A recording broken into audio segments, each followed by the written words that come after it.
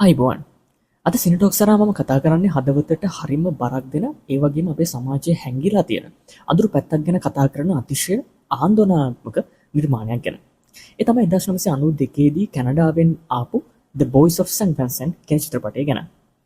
මේක නිකම්ම හදපු කතාවක් නෙමෙයි. කැනඩාවේ නිව්ෆවුන්ඩ්ලන්ඩ් වල තිබුණු The Mount Cashel අනාථ නිවාසයේ ඇත්තටම සිද්ධ වුණු දරුණු ළමයි අපොයිචන රැල්ලක් පදනම් කරගෙන තමයි මේ නිර්මාණය වෙලා තියෙන්නේ.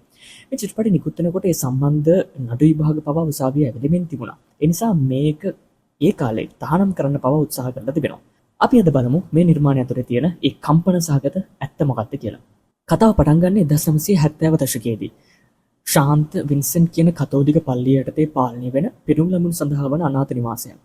මෙතන ඉන්නේ පාලකයන් එහෙම නැත්නම් පූජකවරු බ්‍රදර්ස්ලා. පිටතට පෙනෙන්නේ මේක හරිම විනයගරුක ආගමික තැනක් ඇටියට. හැබැයි මේ තාප්ප ඇතුලේ සිද්ධ වෙන්නේ මහා අපරාධයක්. මේ ප්‍රධාන දුෂ්ටයා තමයි පීටර් ලැවිනෝ. ඔහු තමයි මේ ආයතනයේ ප්‍රධානියා. ඔහු දරුවන්ව ඊටම සූක්ෂම විදිහට රවට්ටලා ඔවුන්ව දරුණු ලෙස ලිංගික අපයෝජනයට ලක් කරනවා. මෙතන තියෙන භයානකම දේ තමයි මේ දරුවෝ අනාථ වෙච්ච ආරක්ෂාව හොයාගෙන ආපු අය. ඒ අසරණකම පාවිච්චි කරලා තමයි මේ පූජකවරු ඔවුන්ව දඩයම් කරන්නේ. චිත්‍රපටයේ පළමු කොටසේදී අපි දකිනවා කෙවින් කියන කුඩා දරුවා මේ අපරාධය හෙළි කරන්න උත්සාහ කරන හැටි. ඔහු පොලිසියට මේ ගැන කියනවා. හැබැයි එතනදී තමයි අපි දකින්නේ සමාජයේ තියෙන කුණු වෙච්ච පැත්ත. පොලිස් නිලධාරීන් සහ දේශපාලන අධිකාරිය පල්ලියේ නම කැත වෙයි කියලා බයට මේ පරීක්ෂණ යටපත් කරනවා. අපරාධකරුට දඬුවම් දෙනවා වෙනුවට ඔවුන් කරන්නේ නිහඬව වෙනත් පළාතකට මාරු වීමක් ලබා දෙන එක.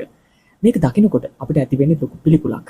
දරුවන්ගේ අනාගතය විනාශ වෙද්දී බලධාරීන් තමන්ගේ ආයතනවල ගෞරවය රකින්න උත්සාහ කරන හැටි අධ්‍යක්ෂක ජෝන් එන් ස්මිත් හරිම තාත්විකව පෙන්නනවා. චිත්‍රපටයේ දෙවෙනි කොටස පටන් ගන්නේ වසර 15කට පස්සේ. අර කුඩා දරුවෝ දැන් වැඩිහිටියන් වෙලා. හැබැයි ඔවුන්ගේ ජීවිත දිහා බැලුවාම අපිට පේනවා ළමා කාලයේ සිද්ධ වුණු අපයෝජනය ඔවුන්ව මානසිකව කොයිතරම් විනාශ කරලා තියෙනවද කියලා. සමහරු අපරාධකරුවන් වෙලා. සමහරුන්ට සාමාන්‍ය පෞල් ජීවිතයක් ගත කරන්න බෑ. තවත් සමහරු මානසිකව ඇදවැටිලා. මේ කාලෙදි තමයි අර පරණ නඩුව ආයි ඇවිලෙන්නේ. පීටර් ලැවිනෝ දැන් සාමාන්‍ය පුද්ගලෙක් විදිහට පවුලක් එක්ක ජීවත් වෙනවා. ඔහු අධිකරණයට ගේන්න මේ වැඩිහිටි වෙච්ච දරුවන් තරන උත්සාහය හරිම හැඟීම්බරයි. උසාවියේදී ඔවුන් Tamanට වුණ දේ විස්තර කරන්න දර්ශන නරඹන අපේ ඇස්වලට කඳුළුනනවා. ඒක නිකම් රංගනයක් නෙවෙයි. ඒක මුළු ලෝකෙම ඉන්න අපයෝජනයට ලක් වුණු දරුවන්ගේ වේදනාවයි. රංගනය ගැන කතා කළොත් පීටර් ලැවිනෝ ලෙස රඟපාන හෙන්රි සර්නේගේ රංගනය ගැන විශේෂයෙන්ම කියන්න ඕනේ. ඔය කොයිතරම් හොඳට ඒ චරිතය රඟපානවාද කියනවා නම් අපිට ඔහු කෙරෙහි ඇතිවන්නේ දැඩි වෛරයක්. ඒ වගේම කුඩා දරුවන් ලෙස රඟපාන නළුලියන්ගේ රංගනයත් ඉතාම ඉහළයි. මේ නිර්මාණයේ තියෙන විශේෂත්වය තමයි ගෲමින් ක්‍රියාවලිය පෙන්වන ආකාරය. අපරාධකරුවෙක් එකපාරටම එන්නේ නැහැ.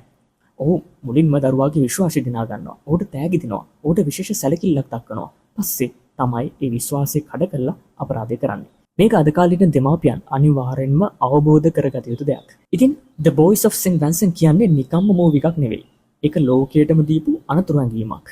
පල්ලිය, පාසල හෝ ඕනෑම ගෞරවනීය ආයතනයක් ඇතුළේ වුණත් මෙවැනි අඳුරු රහස් හැංගිලා තියෙන පුළුවන් බව මේකෙන් පෙන්නනවා. අපරාධකරුවන්ට දඬුවම් ලැබුණත් විනාශ වෙච්ච ඒ ළමා කාලය ආයි ලබා දෙන්න කාටවත් බෑ.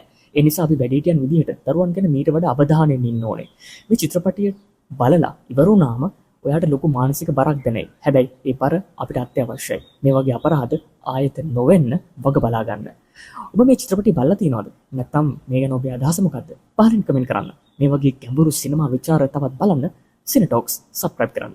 ඊළඟ